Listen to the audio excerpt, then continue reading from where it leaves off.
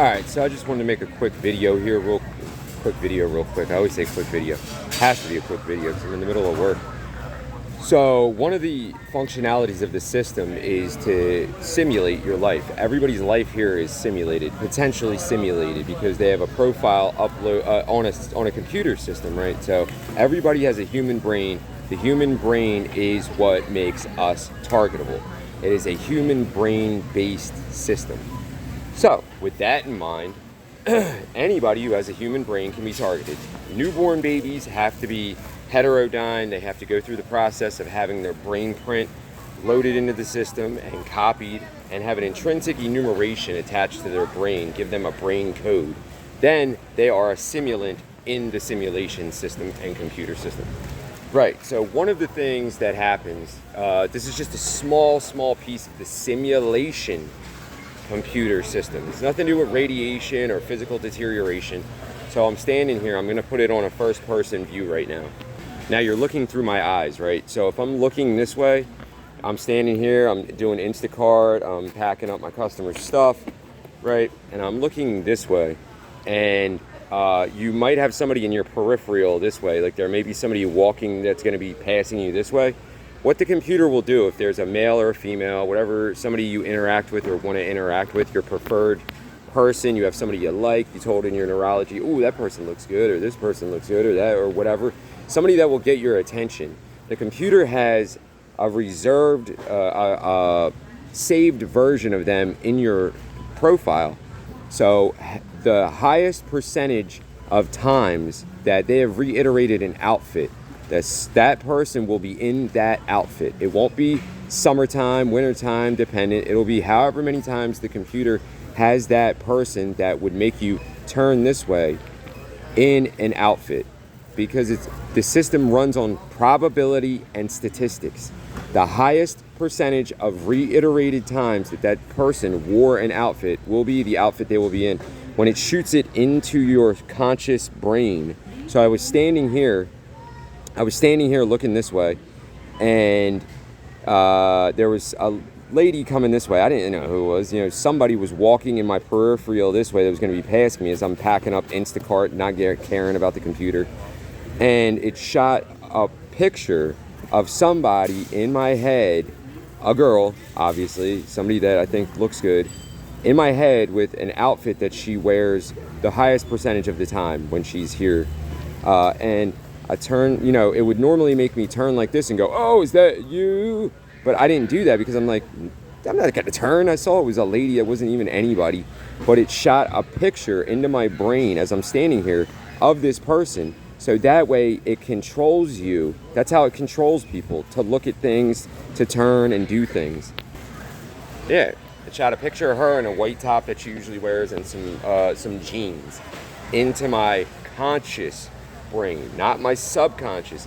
Your subconscious would not even realize that. It would just go into your brain to be processed. It was a picture telepathized through artificial telepathy into the conscious waking brain. So typically that's a part of the simulation and control computer system. Nothing to do with radiation, no burning, no eyes burning, nothing. Just the two separate parts of this are simulation and radiation. They're the two separate pieces of this system. Simulation and radiation. That's it. And then overt and covert. So before you are overt and you hear it, you see it, you know what's going on, you are covertly recorded and potentially manipulated. You are at minimum covertly recorded, because when the system wants to go overt with you, then it has a whole bunch of profile stuff on you to properly know how to target you to a higher percentage of efficiency, and that's it. Later, that's just one thing you got to deal with, is telepathy, to make it turn and look and go and stop doing what you're doing. That's the essence of it, to stop doing what you're doing. Or sometimes it just wants to make you look at people or stare at people or be weird, or like, so then people are like, ooh, that guy's weird, or ooh, that lady's weird, what is she doing? So when you see these people being weird on these YouTube videos, you got to think. I always think, I'm like, I wonder if the computer did that to them. I swear to God, I wonder if that was a computer mechanism. Because you see how people talk, and then you see them can't think of something, and all of a sudden it's like, boom, computer shoots it into their head. They don't know they're a simulant in a simulation system, that they have nanobots, nanoparticles inside of them to control their neurons and move their arms and do this stuff. It just happens to be that me and you potentially are in the worst part of this system, where we were recorded for decades, and then your brain number gets picked, and that's it. Boom. Overt physical targeting while still being simulated, but being awake and alert to the simulation. So that way, the simulation that other people just follow along with, because it's shot directly into their subconscious brain, is overtly shot into our conscious brains, and we don't have to deal with it. We don't have to participate with it. The only problem is the physical deterioration is what actually ends up screwing you up. Because after phase 1, when you're calling the ambulance on yourself and getting over mental health wrap-ups and all that stuff, it's just walking you, finalizing you to death with radiation until you pass away. Because I'm here making money, that's not the big deal. The big deal is that I'm physically being harmed on a nightly basis, mostly nightly basis, sometimes during the day, mostly nightly basis, physically being harmed, and eventually that will end my life. So you see, I'm making money, I'm working, I'm here, I'm integrated, quasi-integration into society. Will I be able to hang out with these people, party with these people, do anything with these people? No, of course not. The computer doesn't want that to happen, doesn't want any intrapersonal relationship to come about, doesn't want me to find a girlfriend or a wife. That defeats the purpose of doing this. If it was going to let you find somebody to be happy with, it's called sexual desocialization. That's the heading for that chapter, which I've already got a video on, where they put you back into society after phase 1 of your targeting, meaning when you're burnt eyes, the highest level of radiation. I already talked about this stuff in previous videos. They simultaneously enact phase 2 of your simulation. So your simulation is when you're recorded, and your first recording, when they hit the record button on your profile for the first time and they link into your brain.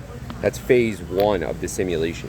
Phase 2 of the simulation is when they then begin to control and manipulate you, or overtly simulate you, by choosing what you're going to do by shooting into your brain. That's phase 2 of the simulation.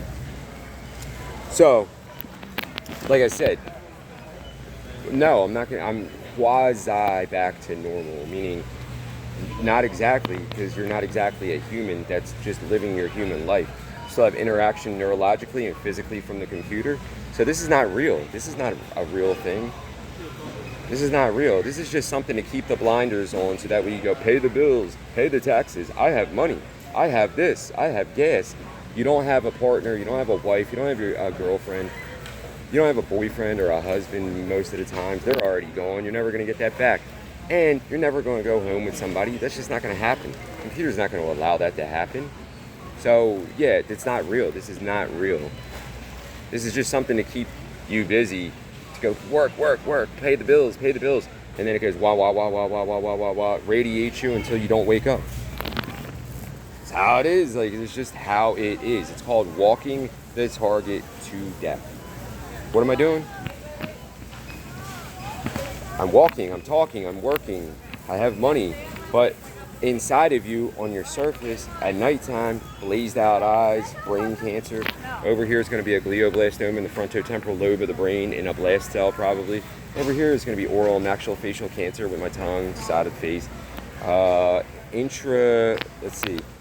Center mass, heart deterioration, lung deterioration, all that kind of stuff. Do I look okay now?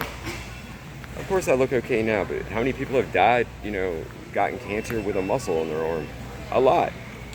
Anybody gets cancer. Anybody has a heart attack. Anybody has a stroke. So that's it. We can't do anything. Even the people that did the research study, I called them, Dr. Douglas B. Smith, University of Pennsylvania Medicine. Had an hour-long conversation with his office, which I still have saved in my phone. And she was like, we know what's doing this to you. It's a computer system running on satellite dishes. We don't know what to tell you guys because we don't control the computer system.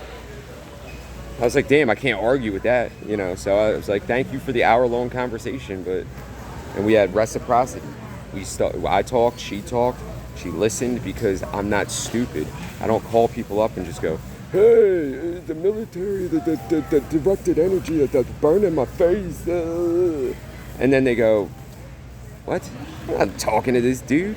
You talk to them like you're a doctor, like you're on their level, and then that's how they talk to people every day. That's how they talk to non-patients every day. That's why my neurologist knows about it. I gave him information, Dr. Mark Katapka, Thomas Jefferson University Health System.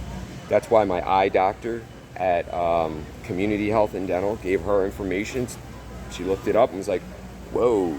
I mean, I don't know much about this, but I hope you get it all figured out because it doesn't sound good. So that's what you got to do. Just tell them, give them the information to inform themselves, and then you go, this doctor knows, I told them. That's it. I'll see you guys. Got to go back to work.